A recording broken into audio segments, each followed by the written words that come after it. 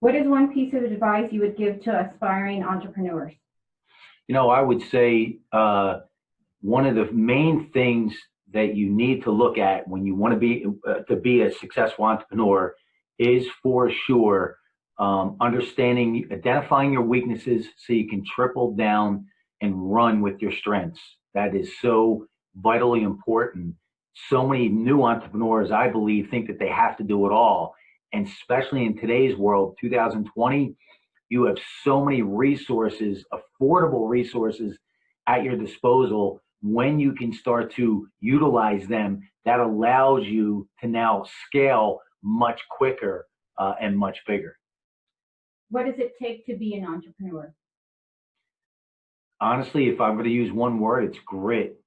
Actually, a few words. It's grit, it's belief, it's moving forward. Let me share this with you. It's one of my favorite sayings, is the darkness is only temporary as long as you keep moving forward. The only time it becomes permanent is when you go back into safety. What that really means is an entrepreneur gets comfortable being uncomfortable, right? You don't know what you know. You weren't born knowing what you know. So how are you going to know what that next level is until you start moving forward, right? Until you start wading into that, and then you start to figure it out as you go. And that's one of the biggest differences between an employee and an entrepreneur, a full-time successful entrepreneur, is you start to it becomes part of your DNA that you start to every day. You don't know what's going to come around that corner. Every day there's going to be something new.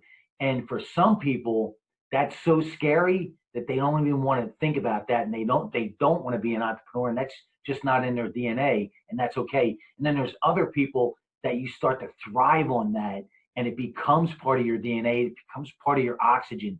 That's when you start to know anyway that you have that entrepreneurial DNA. It's just that X factor. What drove you to become an entrepreneur? Once they kicked me out of high school, I realized that I had the entrepreneurial DNA. That's when I knew I had that entrepreneurial DNA. I had a lot to learn, obviously, back then, but yeah, I realized that I couldn't learn in that cookie cutter mode. I realized that I would start to be suffocated when I was in that box, in that classroom, in that uniform environment. Was completely against my DNA and especially my creative side. And the other thing that I learned over the years, that to embrace and identify my creative side, because that's such a huge part of who I am. And I think a lot more entrepreneurs would connect with that and identify with that if they were able to step back and really evaluate themselves. And I'm such a big believer in self-awareness. Self-awareness is like the end game. Self-awareness is so vitally important that in order to go to that next level, you have to become that next person. In order to do that, you have to have a certain level of self-awareness. And then you have to have a certain level of self-awareness for that next level. So it is absolutely a ladder. Is there anything specific that you believe greatly attributed to your success as an entrepreneur? Yeah, you know what? It's burning those ships, right? Like Tony Robbins says, you get to the island and you burn the ships, and now you don't really have a plan B, right? You don't have any other options. And when you do that, you need to figure out you're either going to sink or you're going to swim. And I think as human beings, and especially I'm talking to not only entrepreneurs out there, but parents out there, I think they think that their kids, if they send them out into the deep water, that they're going to sink. And I think if they were willing to send them out into the deep water more times than not, they'd be so shocked at not only that their kids can swim, but how well they can swim when they're left to sink or swim. And that goes back to human beings. We figure it out. We're evolving. We're here to grow, expand, and move forward. And when we don't, right? We're either growing or we're dying. So I think it's so important to identify that not only in ourselves, but in other people. And that's a huge role in being a leader. Do you have any morning or night rituals that you practice for setting your mindset for the day? I have a morning routine, and it is so important to me. It's been such a game changer that it's part of my 90-day brand builder boot camp and what I teach my clients. And I also branded it. I'm a big branding guy, as you can see behind me. Brand Builder TV is our podcast. So it's called the Monster Momentum Morning. And my nickname is Dave Daley, the Monster Motivator. So life is about momentum. Life is about pre-paving. And when you can set yourself up for success, man, the odds just go so much more in your favor, because when you understand that life is a momentum, it's either going to go a domino effect for you or against you. So my Monster Morning Momentum is just like this. It's a 2-hour routine. And I'm up usually most mornings between 4 and 4:30 or 4 and 5 with no alarm.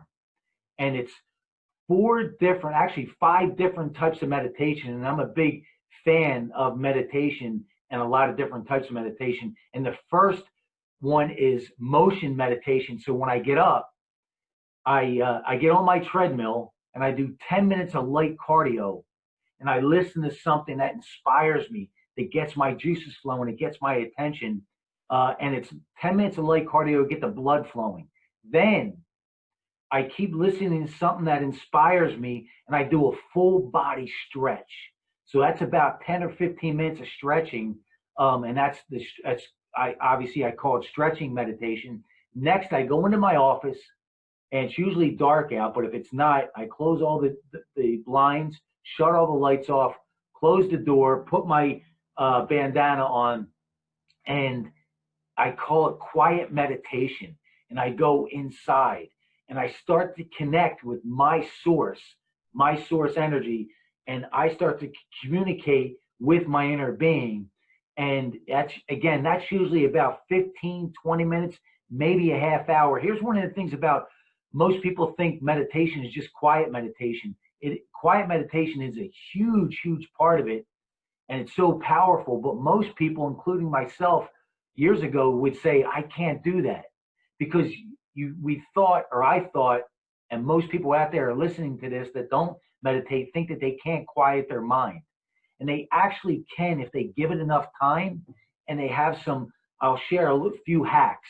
One of the things you want to do if your mind is racing, or your mind is getting it's becoming hard to quiet, is number one, understanding why that is. That's how we're built.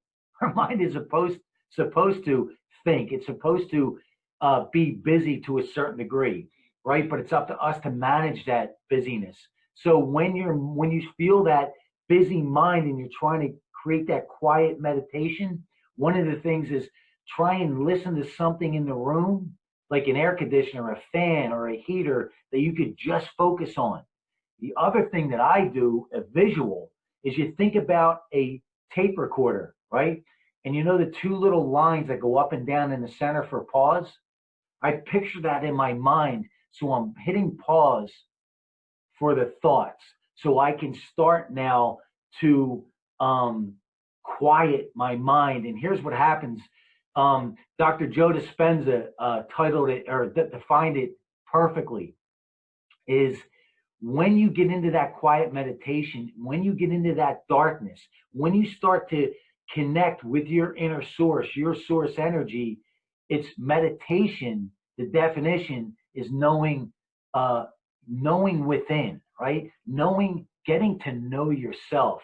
And when you can get, even if it's only a few minutes in the beginning, when you hit that, and one of the ways you know you're there is when you don't know the difference between your elbow and your foot and your leg and your head, right, and your hand. You're just completely in that zone. The next meditation I do right after that is I do writing meditation. I write down certain things, my purpose, my vision, and my goals. Every single day I write those down. I also write emotions. because we're at the end of the day, we're built on emotions. And I write down the emotions, right, that I want to feel that day, who I am that day. So one of the things I share with Monster Momentum Morning is that the subtitle for that is ask, align, and allow. And if you break that down, asking, putting it out there to the universe, putting it out there, asking, and then when I speak from stage or I do my workshops, underneath ask, I put in parentheses, clarity. See, asking starts to create clarity. Clarity becomes power. Next is ask, align. You have to align with what you're asking for. And the best way to do that is inspired action. You start to now, you ask, which creates clarity. You align through inspired action, and then you allow, right? You have to stay open. And the way to allow is expectation. So let's go over that again, right? Ask, align, and allow. Clarity, inspired action, and expectation. And the expectation is the key factor. But doing those in those three steps, that's the key to the Monster Momentum Morning. So that has been a game changer. And also, as a side note, the other thing that I do, if anybody follows me on social media, I do what's called the Daley, D-A-L-E-Y, again, branding, daily gift list. So what I do is I jot down in the moment, or I'll go back and reflect the gifts that life has given me throughout the day. And I'm usually 25 to 30 gifts a day by the end of the day. And I know I missed at least 50, right? Because, and here's what that does. It changes the perception. It changes the whole energy, because we're so conditioned to focus on that flat tire and tell everyone about that flat tire versus that awesome customer service, right? So when you start to work on that daily gift list, it's a game changer, because you realize, man, life is throwing me gifts left and right. I'm just not acknowledging them. I'm not seeing them. And as you do that, again, what's it do? It creates momentum. It's all about the momentum. And life comes down to this. Look, at the end of the day, it comes down to these steps: perception, right? Beliefs, thoughts, feelings, actions. That's the get. And if you're not happy, which create your results. If you're not happy with your results, go back to how you're perceiving things and go right back down that line. How long did it take you to become successful, in your opinion? You know, here's my definition of success. Your terms, whatever that means for you personally and professionally. And it's a moving target. That's what makes life so much fun. That's what makes the journey so interesting. There is no end game for success, right? If there is, I would say when you get to the end, if you know that you're coming to the end and you can look back and you say, you know what, my regrets are much less than the dreams that I caught, than the dreams that I captured, than the dreams that I lived. That's where I think the ultimate success comes in. But if you're going to ask me what my definition of success is right now, it's simply living life on your terms, personally, professionally, at the same time, whatever that definition is for you. And understand something. If you're living life the way we're supposed to be living, growing, expanding, evolving, and moving forward, that means that definition is always in transition. It's always growing and evolving and moving forward like you are. If you're the same person you were last month, you're losing. What age would you say you would be when you felt you became successful? Again, it's once I realized that I wasn't built for that cookie cutter mode, that typical what society says is, you know, go to school, get a good education, get a good job, get a good retirement, and get a little house with a white picket fence, have 3 kids, 2 dogs, and, you know, and live your life to the very end, and that's success. Once I realized and I realized that so early on, actually even earlier than I even thought that I realized it, believe it or not. That's when I believe I was successful for me. And again, it's always a moving target. I have some amazing goals, and tied in with my purpose and my vision, just even for the next few years. They're absolutely amazing. They just light me on fire. And I don't know any other way. And thank God, I don't want to know any other way. It's just how I'm built, and it's always been that way. And when I'm not doing that, I feel like I'm becoming like I'm suffocating. I actually feel like I'm suffocating. I need to be able to constantly spread my wings. How long have you been meditating? It's been a process, right? The Monster Momentum morning has been a process. So I got introduced to meditation years ago, but I was, in my mind, I was closed off to it because there was fear of the unknown, right? And I thought, I tried it for a few minutes and I can't do it. My mind's racing, and I use that excuse, right? That a lot of people do. Oh, I don't do that. It's not for me because I just can't settle my mind. That's not how I operate.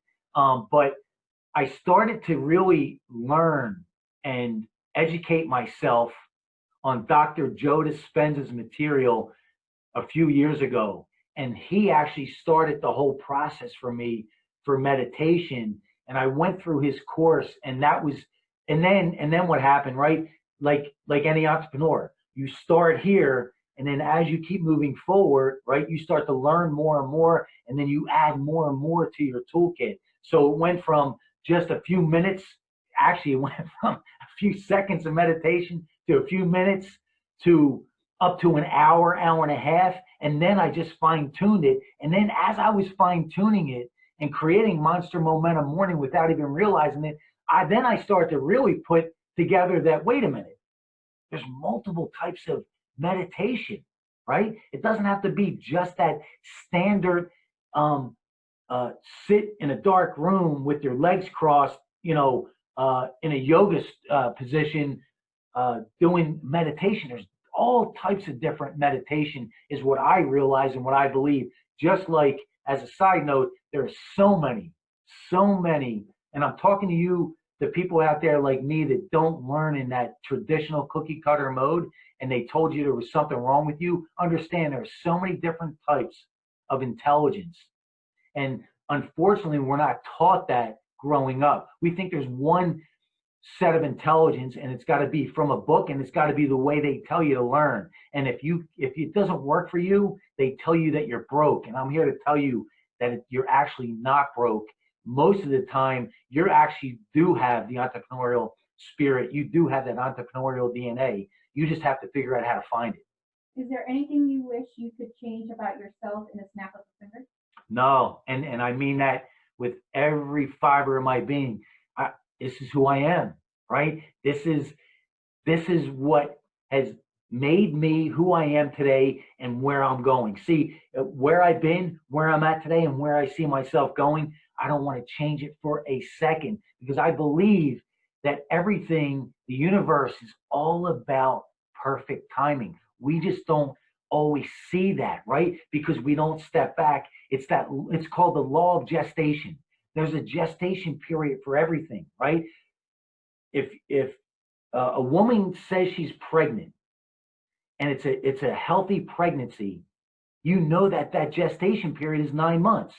So if she says that she got a pregnancy test and she's not showing that she's pregnant in 2 weeks, you don't turn around and go, well, no, you're not pregnant. No, it can't be, because we don't see the baby. No, we know what that gestation period is. And if we have that faith in the universe, think about this, the flowers, certain flowers know when to bloom every single year, right? Nature, just look at nature. If you're not sure about perfect timing, it's that gestation period. And that's where it's so important to understand that, because that takes so much pressure off of you and me as a human being. We think we have to know it all all at the right time, and we don't. That's where inspired action becomes magical. As you start taking that massive effective action, right? The people and the circumstances just start to come into your life. So again, we live in such a magical atmosphere, right? For lack of a better term, the universe is absolutely magical if you pay attention. Do you take cold showers? I do. I just started taking cold showers probably about 6 or 8 months ago, less than a year ago.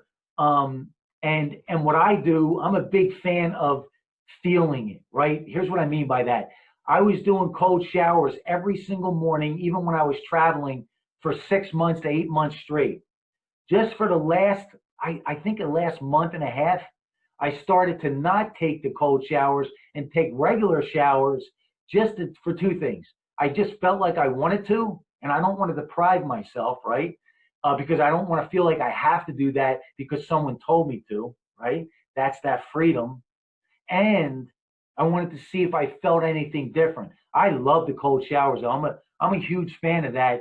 I did feel good, especially in the wintertime when you take those hot showers and you get out and you're wondering why your skin is dry. When you take cold showers, you don't get that dryness. So I'm actually doing the regular showers right now, and we're coming into the wintertime. So I'll keep you posted. Do you work out on a consistent basis? Aside from health benefits, is there any other reason for? Do I work out? It's my oxygen. 1,000%. I've been an athlete my whole life. Started wrestling in the 4th grade and played a little bit of football, but I was always into lifting and working out. And my superheroes growing up were not Batman and Robin and Superman. They were pro wrestlers and bodybuilders. They were my superheroes growing up. So I've always not only work out, but I've been so infatuated with building the physical body. And now I'm 53 years old, right? Going on 33, right? 53 is the new 33 if you live the right lifestyle. And now I'm infatuated with turning that clock back, looking and feeling 10 to 15 years younger as I start to age. And it's funny when I look around at people similar to my age, a little bit older, a little bit younger, I feel like I'm definitely on the right track for me. So working out is my oxygen. Here's the other thing I'm going to share. One of the things that happened to me years ago, my first business, I've been fortunate enough to have built and sold 3 companies in 3 different industries, also crashed one to the ground. But my first business that I wanted to sell, I was scared to sell it because I thought that maybe I couldn't do that again. Maybe I got lucky. Long story short, so the universe stepped in and checked me. So I went for a long getaway up in Vermont to clear my head, to figure out what was wrong. Why was I scared to sell my business when I felt like it was really right? And I got in a bad motorcycle accident. I broke everything on this side, punctured a lung, intensive care for 4 or 5 days. And when I got out, one of the things that did for me, within a year after that, I sold my business and never had that fear barrier again. But the other thing it did is it reminded me, right, how fragile and quick life truly is. And I could have been paralyzed or dead. And I never missed a workout unless it was something out of my control, sick or traveling or something, right, out of my control. Since then, because it was almost taken away from me, and I couldn't work out for almost 8 months, and it was an absolute torture for me. So I work out. Not only do I work out, but 99% of the time, I work out right after I do my Monster Momentum morning. I work out in the morning so I can get that, first of all, get it behind me so it's not lingering in my head and I can get on my day. Secondly, is to start that momentum in the right way. Are you an introverted or extrovert? Am I introvert or extrovert? I'm both, right? It depends on the situation.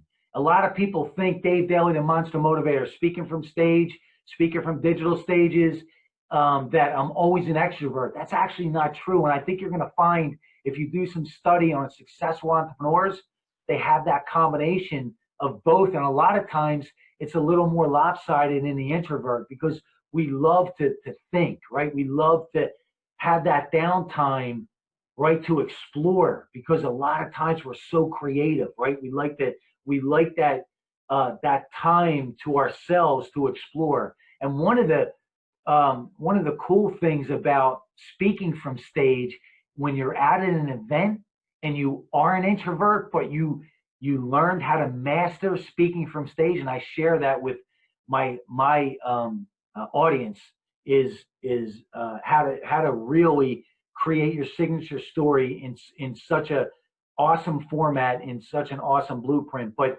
that being said, when you can learn how to do that and you can speak from stage, and you're a speaker at an event, and even if you kill it on stage, right, but you get off that stage and you're an introvert, people come up to you, they come up to you, you don't have to come up to them. And that's where a lot of introverts have a hard time, is approaching people versus being approached. So that's a cool side note of being a dynamic public speaker, professional speaker. So yeah, my answer is I am a combination. I'm an introvert and an extrovert, and depends on the situation, depends on the dynamics. Are you spiritual? 1000%. Spiritual. I am spiritual to the core, especially the last, I would say 12 years, I would say for sure. I can't get enough of it. Not only am I spiritual, but I just, every single day, I want to learn more about it. I want to implement more of it into my life on a daily basis, and that's not an understatement. Did networking have a big influence in the success you've achieved? Yeah, networking, absolutely. You have to be able to network. And it's funny, I hear a lot of gurus out there in the sales world that say they're the ultimate closer. I'm the closer. I'm the best closer. I'm going to close any sale. I'll close any person. I'd rather be an opener or a creator than a closer. See, I'd rather create an opportunity for the other person or those other people, right? I'd rather create a relationship. I'd rather create a win-win, right? Or what I call a triple win, which you win, they win, and the audience wins. So yeah, and networking is everything, because there is the most, what word am I looking for? The title self-made millionaire or billionaire can't be any more wrong. There's not one millionaire. There's not one billionaire. There's not one successful person, personally and professionally, that did it on their own. We can't. It's impossible. Did you go to college, and do you think college is worth for an aspiring entrepreneur? Yeah, not only didn't I go to college, but I got kicked out of high school, right? So no, I didn't go to college, and I am so glad that I didn't go to college. And do I think college is for everybody? Here's my answer. I think that college is for such a small few.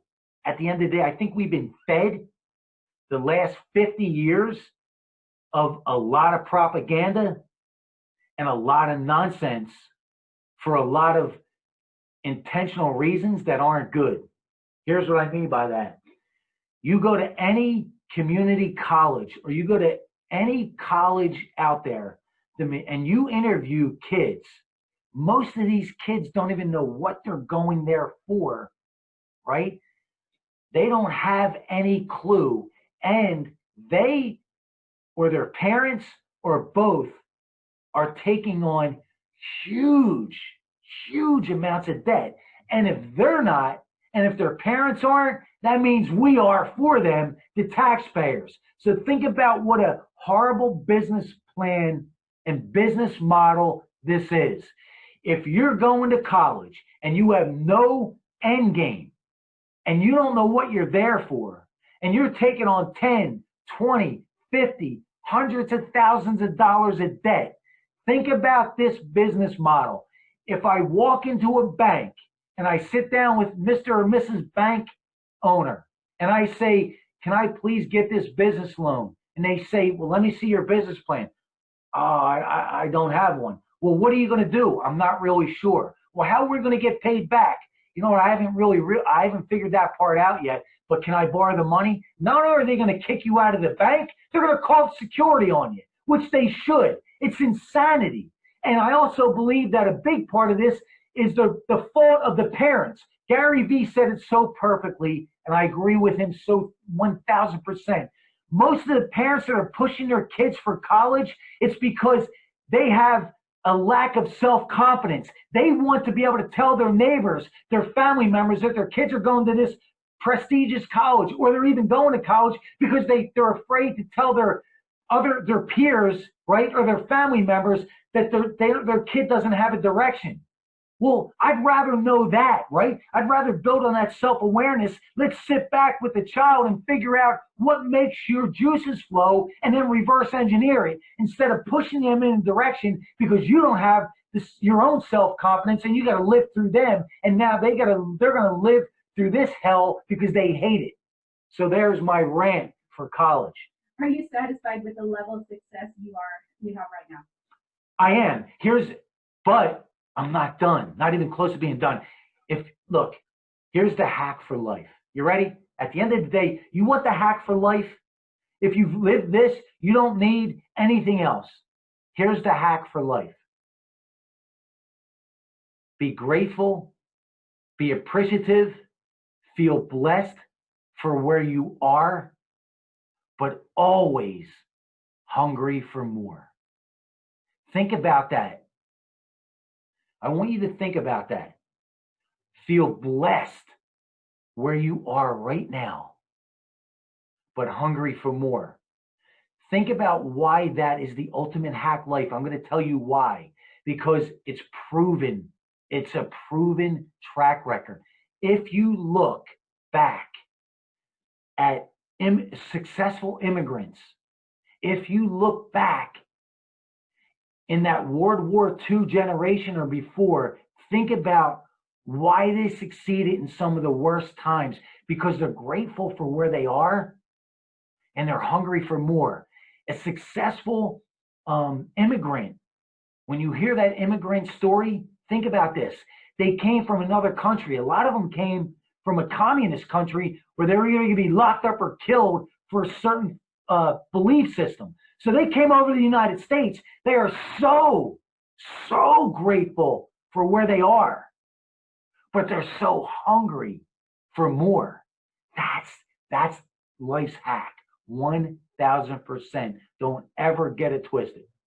Do you have written goals, or did you write down specific goals you wanted to achieve when you began your business? You know what? It's evolved, but let's go right to today, right? To Monster Momentum Morning. I write down, part of my writing meditation is my vision, my purpose, and my goals. And then I write what that means to me. And I love to put financial goals. But what I realized is I used to think that in order to obtain those financial goals, you have to put an actual end date. But I believe now, again, learning and evolving and figuring out what works for you and what doesn't. I believe that I like to put those financial goals, the reason why, but I leave the end date open, right? Because now I believe in flow. I believe that really, let me break it down this way. We hear all the time in social media and the gurus and all the experts, grind and hustle, grind and hustle, grind and hustle. The real successful people, when they tell you to do what you love and the money comes, you know what that means? That means they're taking massive, effective, inspired action. That's the difference, right? Inspired action. So yeah, hopefully that answered the question of what was the question? Do you write down your goals? Yeah, so writing down the goals, I do. Vision, purpose, goals, and I actually have a whole blueprint on the Monster Momentum Morning. Again, yeah, it's very, very, very important to me. And not only that, when I speak from stage, I make sure that the audience writes certain things down because that's retention, right? Keeps their attention, but their retention. So you want to get their attention so they can have retention. How many sources of income do you have? I have a few sources. I had more sources of income before, but I've been so focused on one direction right now, which will branch off into multiple directions. But my main source of at my two is I have two companies. I have two full-time companies. One, own and operate a successful fire restoration business out here in Southern California. Then I have my coaching and my speaking company, Daley International, which I speak around the country, keynotes, and building my coaching division, and my podcast, Brand Builder TV, which we launched a little while ago, and we'll be monetizing that as well. So there are multiple streams of income. Do you love what you do? I do. I do. I love it. And I love to be able to say that I pretty much do what I want to do when I want to do it. And I set myself up that way. And not only that, it's going to another level in the next 12 to 24 months. It's going to a whole nother level. And I can expand on that further. Do you believe in the law of attraction? 100. Use it? The law of attraction, 1000%. And not only do I believe in the law of attraction, but I believe that there's a lot of standard laws in the universe, whether we realize it or we don't, right? They're affecting us one way or another. And again, that comes back to level of awareness, right? So the law of gravity, right? Think about that. The law of gravity works whether you realize it or not. If I climb this building and I go to the roof and I jump off, whether I believe in the law of gravity or not, I'm gonna fall, right? So the law of attraction is working either with you, for you, or against you. And what I mean by against you, the reason it works against you is because you're not leveraging it, right? So it's either your strongest propeller or your heaviest anchor. That's why think about the definition of personal development. You are personally evolving. You are personally growing. You are personally expanding. You are personally developing, just like a muscle, right? In order for that muscle to grow, to get stronger, it needs pressure, it needs tension, and then it also needs time to grow. See, a lot of people don't realize that when you go to I'm going to use this as a metaphor, when you go to the gym, they think that you grow inside the gym. You actually break down inside the gym. You grow outside the gym, right? With your nutrition and your recovery. And the same thing in your personal development, right? That's why inspired action is so important, because that flame is never going to burn out. You go hard, but you also have to know with that level of awareness when to step back and give yourself that break. Have you ever practiced scripting before? Scripting. Writing down successful days that you've already. Yeah, the scripting. I have practiced scripting, and now I didn't realize what that definition was. Now I know what that definition is. And scripting, I do it every day. The daily gift list and my Monster Morning Momentum Morning when I do my writing meditation, for sure. That's it. Awesome, guys. Thanks so much. Thanks for your time. If you get any value from this, please share it. And we do it one way around here. And that's Monster Motivator style, baby. Ah!